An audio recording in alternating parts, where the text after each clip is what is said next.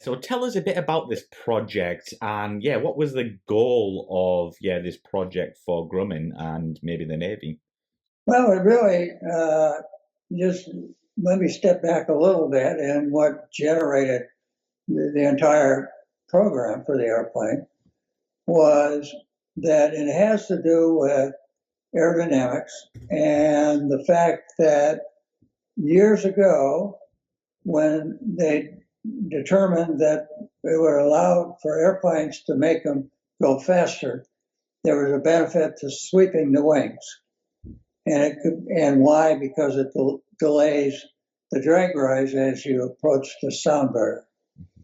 So, interesting enough, way back then, they recognized that if they're going to sweep the wing, the benefit was actually greater if you swept the wing forward rather than aft. Wow. So you say, well, how can that be? Because of all the aircraft designs you see that have aft swept wings. And the reason for that is a phenomenon called structural divergence. And so if you're building an airplane that's designed to be maneuverable, obviously a fighter would be in that category, that as you go to higher G loads on it, the aft swept wing will start to bend, and it bends uh, leading edge up. Okay. And so when it does that, I don't want to get real deep in the aerodynamics, but the angle of attack is decreased, and the load on the wing is decreased. A forward swept wing, on the other hand, when you load it up, that when it twists, it will twist leading edge up. Hope I didn't get that wrong. I may have misspoke. You'd have to go back and look, but the aft swept wing will twist leading edge down. The forward swept wing will twist leading edge up. Right. And when it does that, it increases the angle of attack on the wing, and therefore the lift on the wing, and therefore the structural load on the wing, and very quickly, one follows the other, and the wing will fail. Mm-hmm. So the only way to get around that is to put enough structure in the wing to keep it from bending. And the other thing that airplane designers are always saying is weight. And so the weight required to strengthen the wing to that point made the whole idea improbable. So basically what happened is a Air Force officer wrote a paper. He was going through a course, and he wrote a paper that he felt that with the advent of composite materials, that you could aeroelastically tailor the wing by the orientation of the plies in the composite wing so that as it loaded up, it would twist leading edge down. Mm. So this was a theory that he had. And he went, there's an agency called DARPA, which is a defense agency that really looks at potential advanced technologies and what have you, and got them interested in it. And the obvious truth was that if this was actually correct, that you wouldn't ever find a manufacturer that would put it in a new design, that he wouldn't know whether whether it was correct or not until he had built his airplane. And you can imagine the money invested in it. Oh yeah. ARPA said, well, typically what they would do for new technologies is obviously they put them in a wind tunnel and what have you, but there are limitations of what what the wind tunnel can do. So DARPA decided that they would fund a demonstrator program where they would build an actual airplane with a forward swept wing made out of composite material and tailored, and that it would be the proof of the pudding because it would be an actual airplane. Mm-hmm. So they put that out, and three major contractors bid on the contract, Grumman being one of them.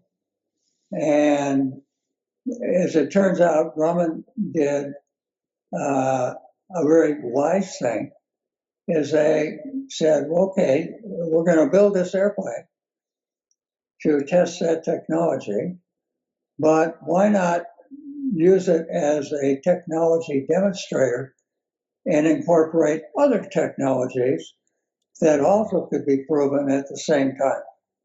So on the X-29, obviously cost was another issue. And what Grumman did is, it's been described in joking terms, that they went to the junkyard and looked for what was in the junkyard that they could use for this program. And so consequently was the birth of the X-29. And when you look at the airplane, they used a fuselage from an F-5. And I won't go through all the things. They used a landing gear from an F-16. They used an engine that was going to power the F-18. And so basically, they kept the costs down, and they offered more usable data that would come out of the program. Mm-hmm. And so Grumman was awarded the contest. The program involved building 2 airplanes. And you say, well, why do you have to build 2 of them? Quite honestly, I think the major motivator was that there would be a certain amount of risk to the program. And so if you lost one airplane and it was the only airplane you had, all the money you spent, you got none of the answers and you spent your money. Mm-hmm. So they said, well, if we have 2, that if in fact we lost the first airplane, you'd have a second airplane to proceed with. Mm-hmm. So that was the whole issue. And we could step through all the technologies, but basically the forward swept wing was only one of them. And there were some others. Probably the most significant, even above the forward swept wing, was the instability of the airplane longitudinally. And so basically, what is a truth is that if you're building an airplane to maneuver, your enemy is stability. And why is that? Well, it's because to maneuver an airplane, you have to overcome the stability. Mm-hmm. Stability being a way to explain it would be that if the airplane is disturbed, if you're in flight and trimmed up and the airplane is disturbed by a wind gust or what have you, the airplane will return to its trim position. It has positive stability. If you don't have that, a pilot is actually capable of flying an unstable airplane, but only a certain amount of it. Because if you have neutral or negative stability, the pilot would have to spend all his time flying the airplane. Yeah. And then very quickly, you run into a situation where the instability is so dramatic that he can't stay ahead of it. Mm-hmm. So what did they do with the X-29? We had a fly-by-wire control system, which was relatively new at the time. And the primary goal of the fly-by-wire control system was to control the stability of the airplane. And so there's a lot of reasons why the airplane, well, let me rephrase it. The airplane was intentionally built to be longitudinally unstable. To give you an idea of what it was, what kind of boundaries it was testing, is a typical today's tactical airplanes, F-16, F-18, they have what is known as relaxed static stability. And I don't know the actual numbers, but I suspect they're somewhere about 2% unstable or neutrally stable, what have you. The X-29 was built to be 35% unstable. So what that guarantees, that if the flight control system didn't work, bad things were going to happen, and were going to happen very quickly. Mm-hmm. So the flight control system, the fly-by-wire, that initially the path they went down was a digital flight control system.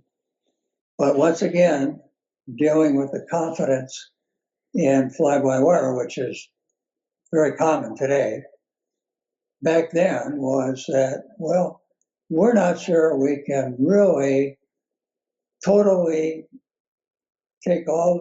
make a digital control system foolproof.